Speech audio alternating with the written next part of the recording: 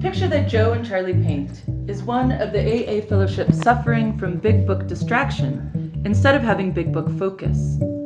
For those alcoholics whose lives depend upon following the plan that's in the book, any big book distraction, even a warm, friendly distraction, can be a fatal distraction. For so many, this situation is nothing short of a train wreck. Is there anything we can do to better serve those still suffering from alcoholism and those alcoholics who are yet to come?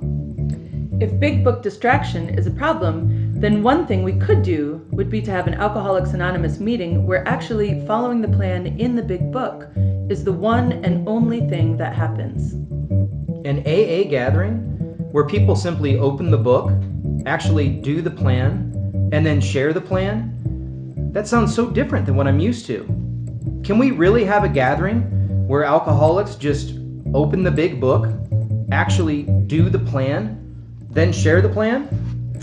Can you actually eat in a restaurant? Can you actually read in a library? Can you actually swim in a pool? Can you... Okay. I hear you. But there still are some questions. You know, simply opening the big book, actually doing the plan, then sharing the plan is not something I'm used to. If it was common to see gatherings where sobriety, freedom from alcohol through the teaching and practice of the 12 steps was the sole purpose for the group, then Joe and Charlie would not have needed to prepare the message that you just heard. So what's your first question? First of all, what can we call it? This meeting where people just open the big book, actually do the plan, then share the plan. Well, if a meeting where they discuss a topic is called a topic discussion meeting, and a meeting where they study the big book is called a big book study, then a meeting where they do what's in the big book would naturally be called a big book do meeting. Fair enough. A big book do meeting it is. All people, especially alcoholics, are always skeptical about anything unfamiliar. Is there anything we can do to at least help people be open-minded about a big book do meeting of AA? They can ponder the big book do question. What's the big book do question?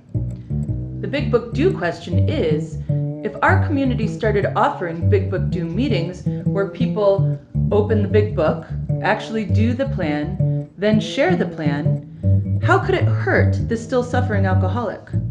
And how could it help the still suffering alcoholic? So it sounds like the fate of the newcomer is the big, fat, overstuffed enchilada for a big book do group. Imagine that. Please help me out a little more here.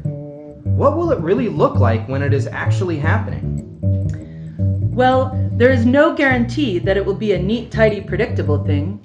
It can vary all over the place from week to week, depending on who shows up and where they are as far as the plan to work the steps from the big book.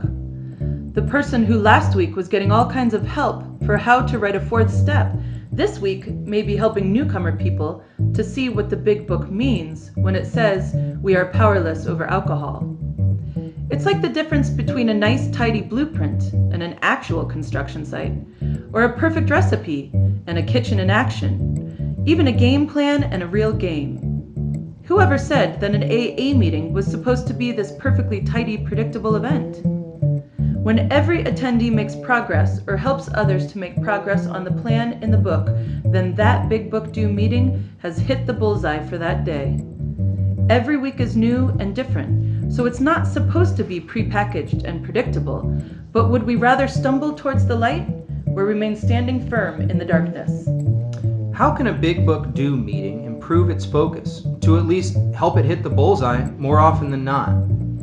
We ask higher power, what does the newcomer really need? We ask the big book, what does the newcomer really need? We ask our experience, what does the newcomer really need? We ask our gut intuition, what does the newcomer really need? We can even download Joe and Charlie on a smartphone and let them guide us through every step from the book. There's even a Joe and Charlie app, all set up perfectly for doing this. There are numerous step studies available online. Use one to make yourself a real step expert so you can most clearly serve the knucklehead who's going to show up at your next big book due. Finally, we can just tell people, hey, we're really doing what the big book asks us to do. And when people in real life take real-world action, there's a learning curve involved.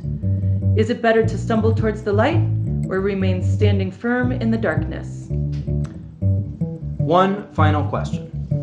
Who is a big book due really for? Well, of course, it's for the newcomers, because if they don't have a spiritual awakening as a result of these steps, they will drink again. It's also for the old-timer who can walk through the steps with the same confidence that they pour milk on their Cheerios. The old-timers need to keep sharing the plan if they want to survive and thrive. But AA Big Book Due is also a perfect fit for the wishy-washy in-between people who have successfully stayed sober using some or all of the steps, but are wishy-washy about guiding others through all 12 steps. The newcomers need help in doing the plan, and the old-timers need help in sharing the plan, and the wishy-washies need to put on the grown-up pants and join the effort. A Big Book Due meeting is an ideal place for them to learn and begin to step up. So basically, the process of people opening the big book, actually doing the plan, and then sharing the plan is crucial for one and all. Absolutely. And an AA Big Book Due is really nothing new. It's just 3 short words to help us all focus on gathering alcoholics together where opening the big book, actually doing the plan, and then sharing the plan is the exclusive aim. The instructions have always been in the big book, and they have always worked for all those who Open the big book, actually do the plan, then share the plan.